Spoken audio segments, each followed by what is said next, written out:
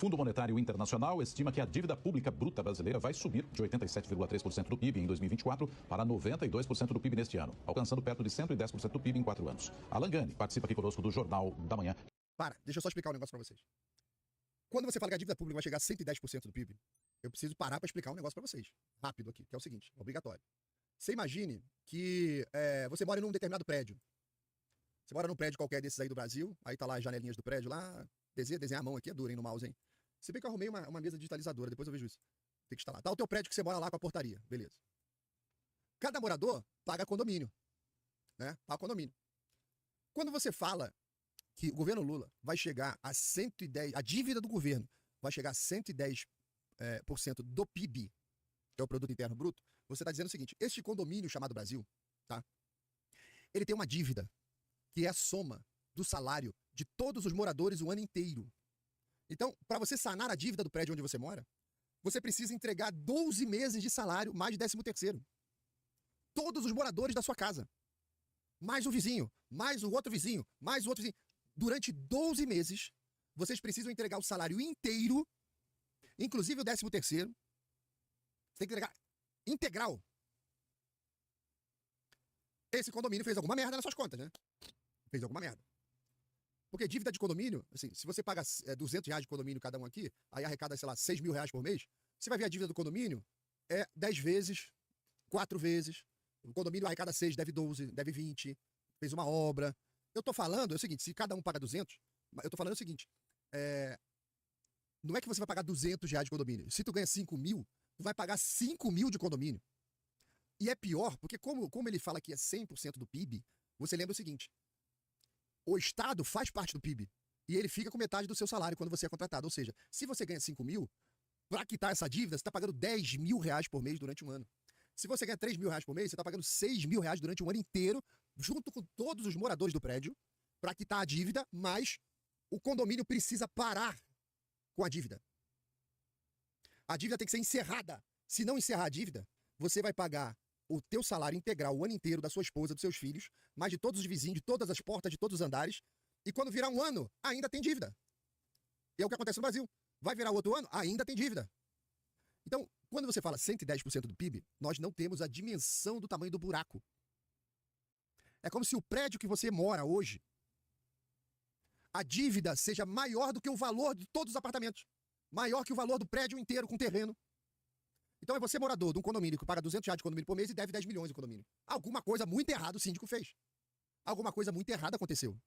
Se a dívida do condomínio é maior do que o valor de todos os apartamentos. Esse é o Brasil, esse condomínio se chama Brasil. Aí mais uma vez, nunca se arrecadou tanto, nunca se fez tão pouco e nunca a dívida foi tão grande. Para onde está indo esse dinheiro todo? Porque se estivesse acontecendo mega obras, mega programa, não está acontecendo nada. O dinheiro está evaporando. Não tem nada acontecendo no Brasil. Zero. Está evaporando. Então perceba, quando se fala 110% da dívida é o PIB.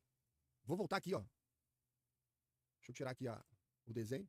O Fundo Monetário Internacional estima que a dívida pública bruta brasileira vai subir de 87,3% do PIB em 2024 para 92% do PIB neste ano, alcançando perto de 110% do PIB em 4 anos. Alan Gani participa aqui conosco do Jornal da Manhã. O que significa isso, Gani? Bom dia para você. Bom dia, Nonato. Bom dia a toda a nossa audiência. É um patamar bastante perigoso. A gente está falando de uma dívida pública que está na ordem da pandemia sem ter tido uma pandemia. Isso porque o governo não consegue fechar as suas contas, ou seja, ele gasta mais do que arrecada, mesmo excluindo as despesas com juros, o que a gente chama de resultado primário. Para ter uma estabilização da dívida pública, a gente deveria estar falando aqui, Nonato, de um resultado primário positivo, um superávit de 2 a 2,5% do PIB. Mas a verdade é que no ano passado esse resultado foi um déficit de menos 0,4% do PIB e tudo indica que em 2025 também haverá um déficit primário em relação ao PIB. E isso vai fazendo com que o governo tenha que pegar mais recursos emprestados da sociedade, porque não consegue se financiar apenas com os impostos. E aí a dívida aumenta. Com a dívida neste patamar, a taxa de juros aumenta, porque fica muito arriscado emprestar dinheiro para o governo. O prêmio pelo risco aumenta. E isso tem impacto em todo o setor produtivo.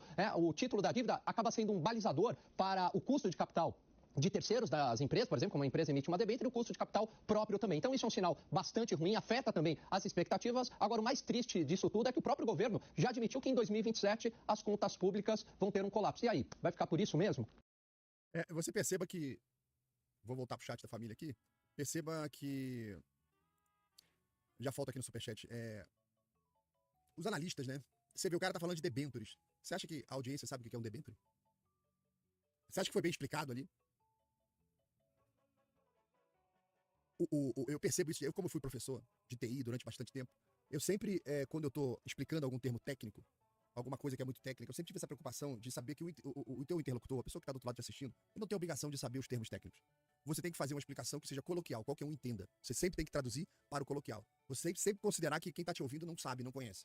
Tá? Então, termos técnicos você vai usar com a audiência técnica, que aí é sua área, os profissionais da sua área. Já viu o médico conversando com você, te dando um laudo? Olha só, essa pessoa teve uma torção aqui no pé, o seu filho deu uma torcida aqui no pé, o calcanhar dele aqui, aí deu, aqui, estamos vendo na radiografia que deu aqui um inchaço, né? E agora nós vamos fazer o tratamento aqui e vai ficar tudo bem, não se preocupa, vai tomar um remédio, tem uma fisioterapia, beleza. Aí encosta um outro médico, chega assim, e aí fulano, tudo bem? O que aconteceu? Ele tem um problema aqui no astrágalo, calcâneo, o bode, escafode, os 3 cuneiformes, já era aqui, tá, vamos amputar. Não é? Aí você fala, você não entende nada da conversa entre eles. É assim que tem que ser. É assim que tem que ser. Então, estamos vendo aí a questão do PT destruindo a economia, né? Eu tenho essa teoria que eu acho que o PT odeia o brasileiro. As pesquisas internas do PT mostram que a maior parte dos brasileiros são conservadores. O PT só começou a ganhar a eleição para presidente quando a urna virou eletrônica. Aí tem um monte de coisa esquisita, um monte de coisa estranha, a gente sabe disso aí. Mas ao mesmo tempo tem uma porrada de gente que a gente conhece que vota no PT, defende essa merda, é pai Lula, a gente sabe que tem, né? A gente sabe, todo mundo aqui já encontrou um retardado desse na vida pastando em algum lugar, ou acabou de descer de uma árvore, ou ele tá com dificuldade para levantar das 4 patas ali. A gente sabe que a sociedade tá cheia de gente assim, né? Que vai lá e defende painho ou defende o contra-cheque dele, esse tipo de coisa, né? A gente sabe que tem, né? Então, deixa eu dar um superchat aqui para